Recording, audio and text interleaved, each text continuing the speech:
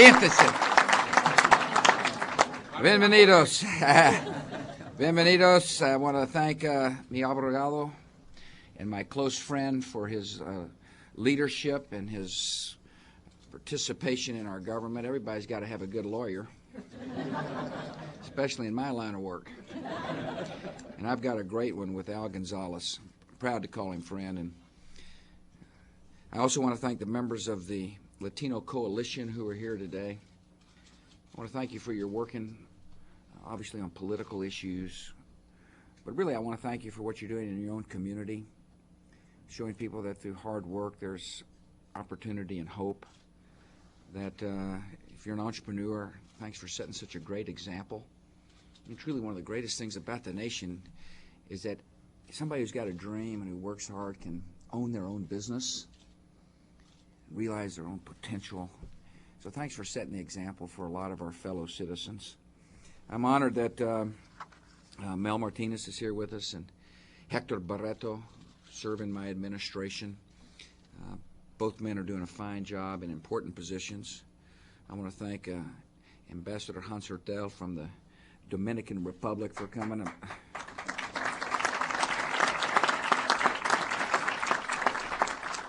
See, you brought an entourage with you. Rosario Marin, who's the treasurer, is here. Rosario, great to see you. Josefina Carbonell, who's the Assistant Secretary for Aging, Health, and Human Services, is with us. I want to thank very much the Robert De Posada, the president of the Latino Coalition. I also want to thank Jane Delgado as well for your leadership and for working for what you think is right for the country. El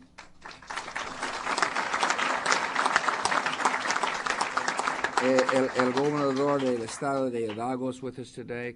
Gobernador, bienvenidos. Glad you're here. I see my friend Alfredo Phillips. One of the great honors when I was the governor of Texas was to work closely with our Mexican counterparts. Senor Phillips was a man who came to Austin quite frequently to talk about NAD Bank and mutual development programs. I'm honored you're here. I appreciate your delegation coming.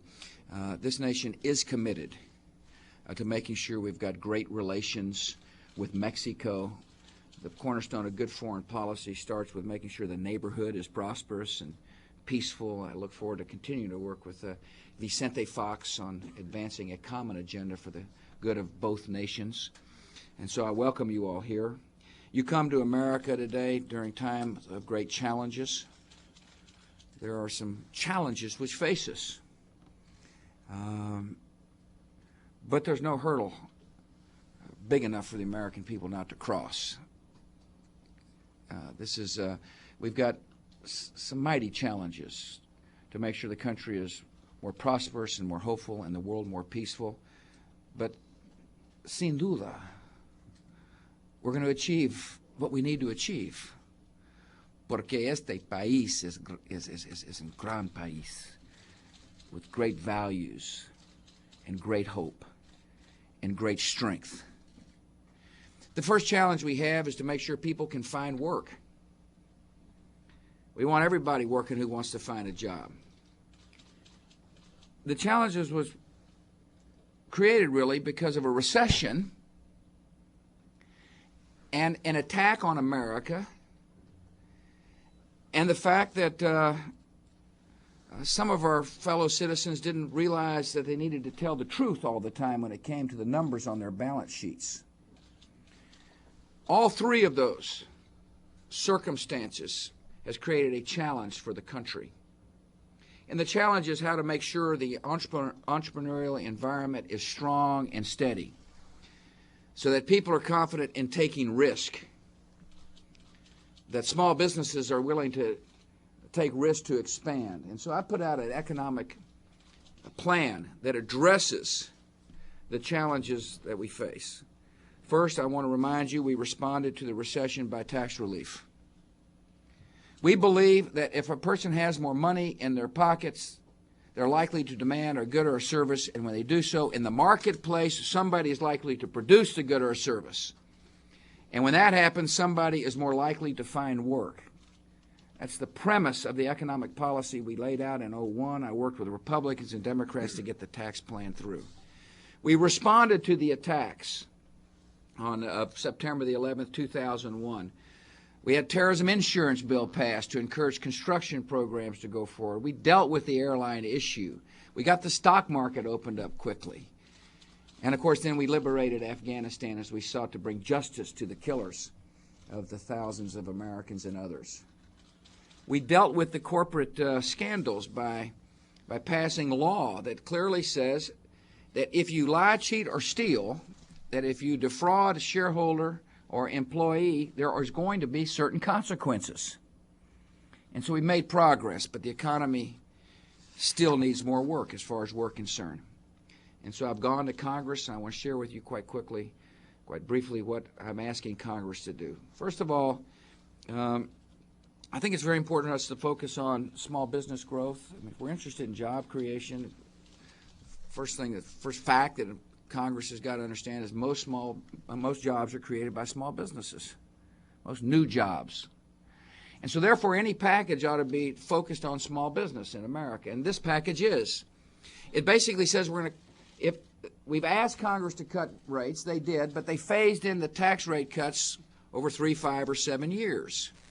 Well, if the economy is not doing as well as it should today, and if Congress has one time seen the wisdom of letting people keep more of their own money, then step one is they ought to accelerate the tax relief plan to this year.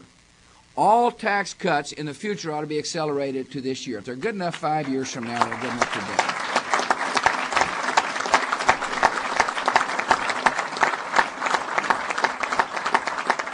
Most small businesses are sole proprietorships or limited partnerships or subchapter S corporations, which means that they pay tax at the individual income tax rate. And so therefore, when you accelerate rate cuts, you're really accelerating capital to be invested by small businesses. And that's what Congress must understand. The rate reduction package is good for the small business sector of the American economy.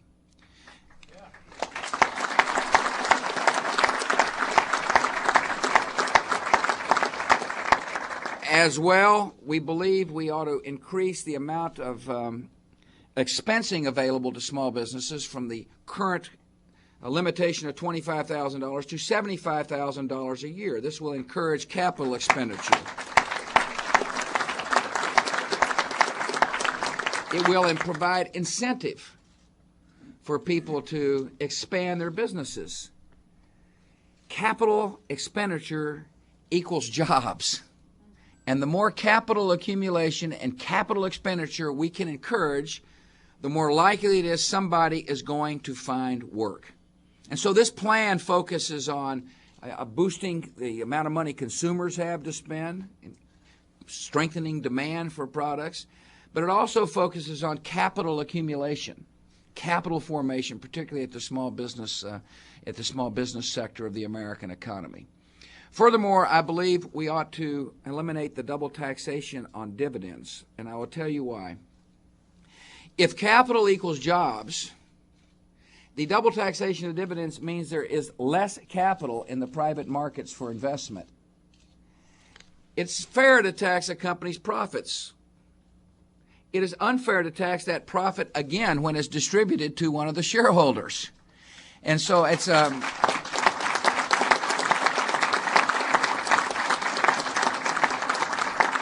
And so our plan encourages capital formation.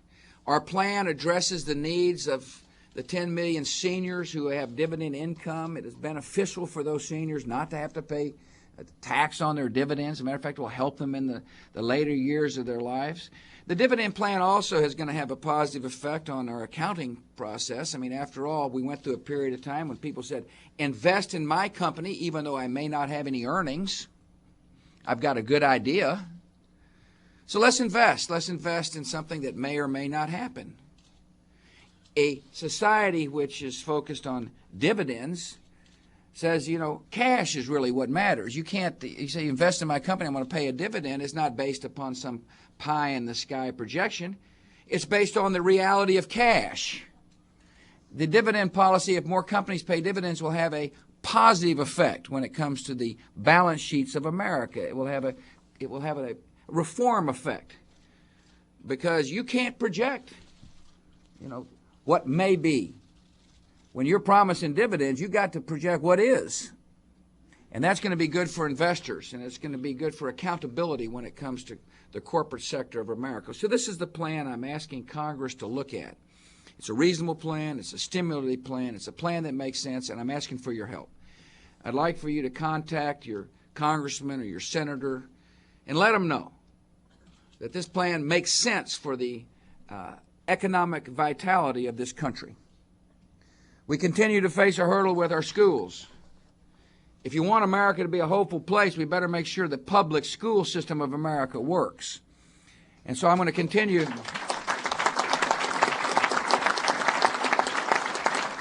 I say we face a problem because not every school is working the way we want it to.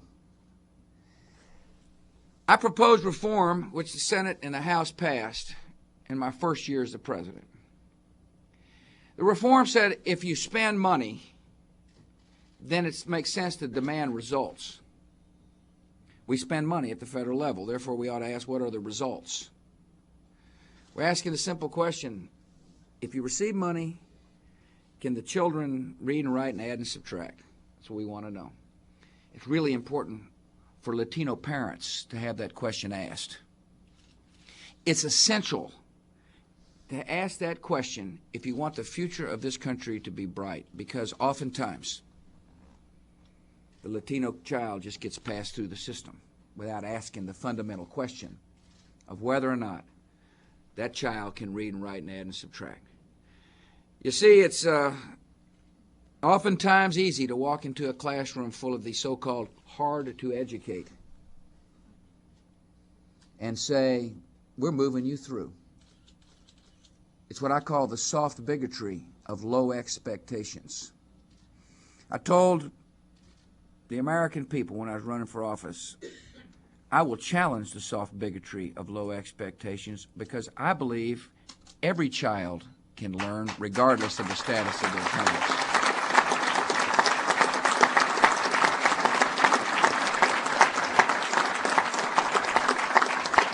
And we have done that.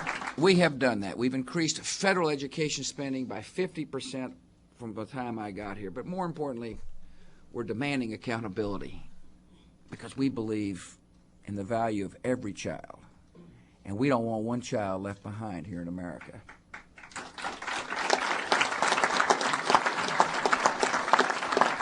We look forward to working with you on health care matters. We want the Medicare system to function well. We want to make sure that there is a capacity for people to get primary care through community health centers. It's an initiative which I strongly support, and I'm pushing Congress to fund to its fullest. We want to make sure that there is health tax credits to help the working uninsured. We want to make sure there's medical liability reform to make sure that health care is not only affordable but available. In other words, we don't want our docs sued to the point where they're leaving the profession, where people can't find good medical care. There's a lot we can work with you on and intend to do. Associated health care plans, incredibly important part of making sure small business owners can provide affordable health care to their employees. I also want to work with, continue to work with you all in America on making sure that that our welfare system is complete. I say complete because the best welfare programs oftentimes are those found in our iglesias, our churches, and synagogues and mosques. And our government must not fear the power of faith in our society, but must welcome faith-based programs which exist to heal hearts and provide hope for broken lives. The great strength of this country lies in the hearts of our fellow citizens. The great power of transformation in neighborhoods can take place because thousands of citizens have heard the universal call to love a neighbor like they would like to be loved themselves. And so you'll see us continue to work with our neighborhood helpers and healers at the federal level to encourage faith-based programs to flourish and exist. You know, I recognize that one person can't solve all of our society's problems, but one person can help save one life. And it's that accumulative effect of what I call the gathering momentum of millions of acts of kindness which take place on a daily basis, which literally can transform this country one heart and one soul at a time. I also want to talk to you about how to make sure our judiciary works well. It starts with me naming good people to serve on the bench. Good, solid, honest, decent Americans who are willing to forego the private practice of law, the comforts of private life, and serve on the federal bench. And that's exactly what I've done. I've named some incredibly fine Americans to serve in this important part of our government. And no finer American is Miguel Estrada.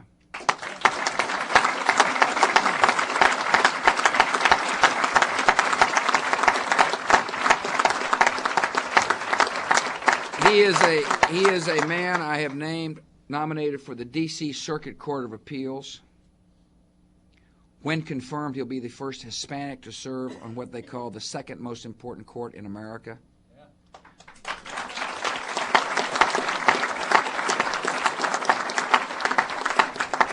His story is the American story. His story is what makes this country so profound and so hopeful and so promising. After all, he came to the country from Honduras and could barely speak English. He came as a teenage boy, had trouble with our native language, and yet ends up shortly thereafter in Harvard Law School as one of the top students. It speaks about a man who has a dream and works hard to achieve that dream, understands the value of education, overcame difficulties, and became one of the top law students out of Harvard. He has argued 15 cases before the Supreme Court. He has taken his knowledge and capacity and argued before the highest court of our land. He has served in the Justice Department under presidents from both political parties. He is an incredibly bright mind.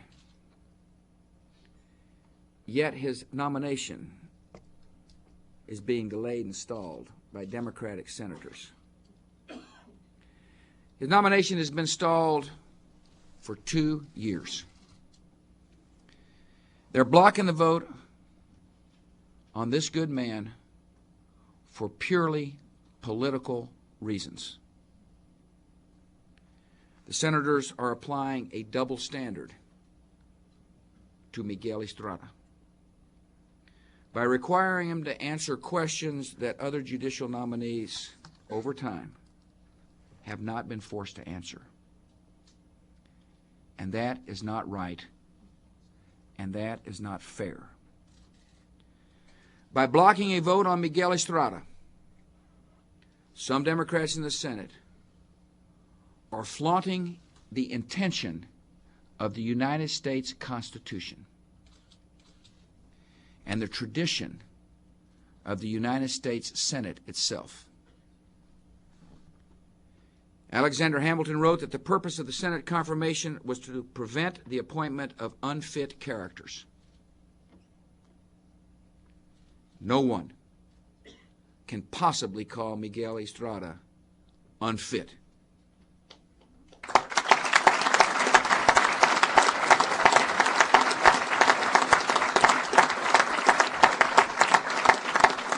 The American Bar Association has given him its highest ratings, and he has the qualifications and the experience and the temperament to make an outstanding judge. The partisans in the Senate are subjecting Miguel Estrada to an unfair double standard, failing to allow an up or down vote, a vote which will pass on Miguel Estrada's nomination is a travesty, an injustice being carried out by those responsible for helping to uphold justice in this country. I want to thank you for your work on Miguel's nomination. I will stand by that man's side until he is sworn in as the judge.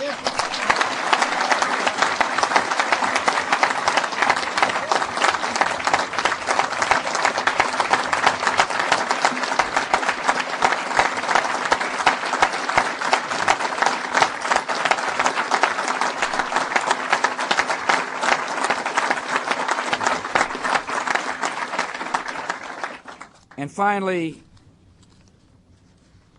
we have been called to defend America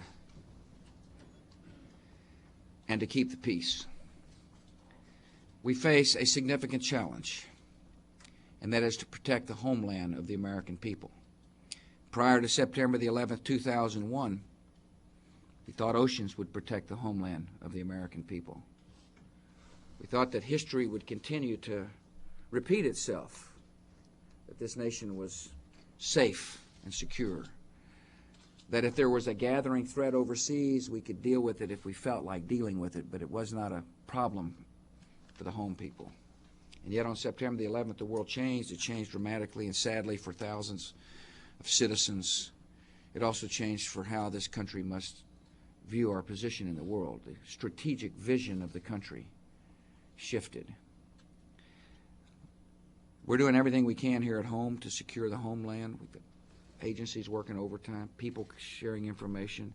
The borders are becoming more efficient. Look, we want people, commerce to move freely, but we don't want terrorists to move freely. So we're doing as good a job as we possibly can to protect you.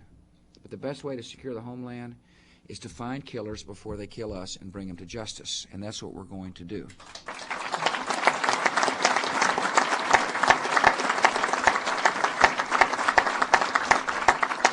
So we're on the hunt on al-Qaeda. This is a different kind of war. It's a war which requires a good intelligence sharing. It requires cutting off money. It requires specially skilled troops to smoke these people out of their caves and to bring them to justice. And that's what we're doing, one by one. Sometimes you'll see success and sometimes you won't. You just got to know the mighty United States, along with 89 other countries in our coalition for enduring freedom, are doing everything we can to protect you and protect other people who love freedom. There's also a threat gathering in Iraq. It's been gathering for a long period of time. The danger with Iraq is that he can strike in the neighborhood. And the danger with Iraq is that he has got the willingness and capacity to train al-Qaeda type organizations and provide them with equipment to hurt America. The world has waited a long time for Mr. Saddam Hussein to disarm. They waited a long time. He is a master of disguise and delay. He'll say, "Oh, I'm disarming," after he said he has no arms.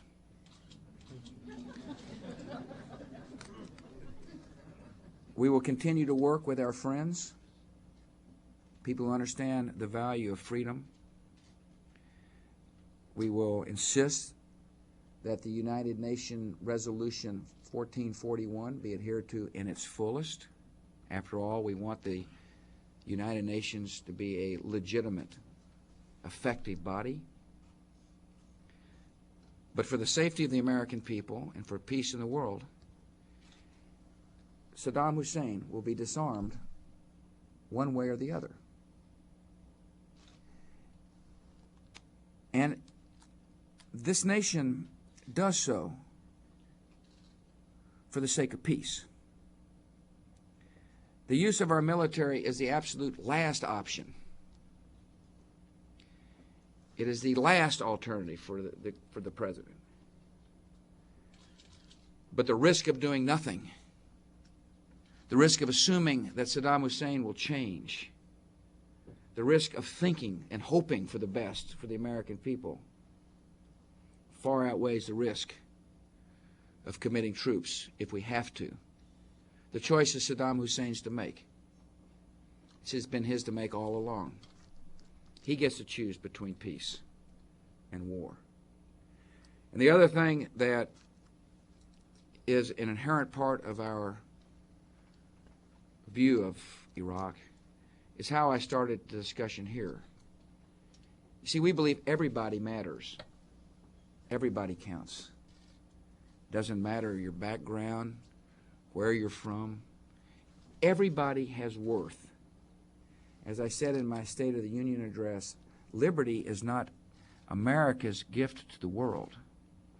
Liberty is God's gift to the human mankind. And that's what we believe.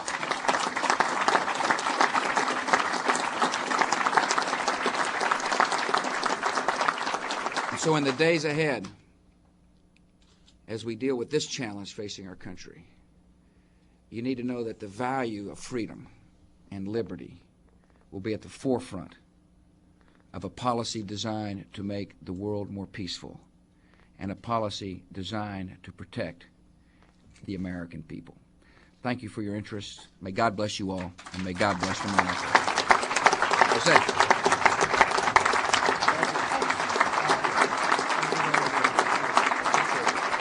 Thanks, man. Thank you all.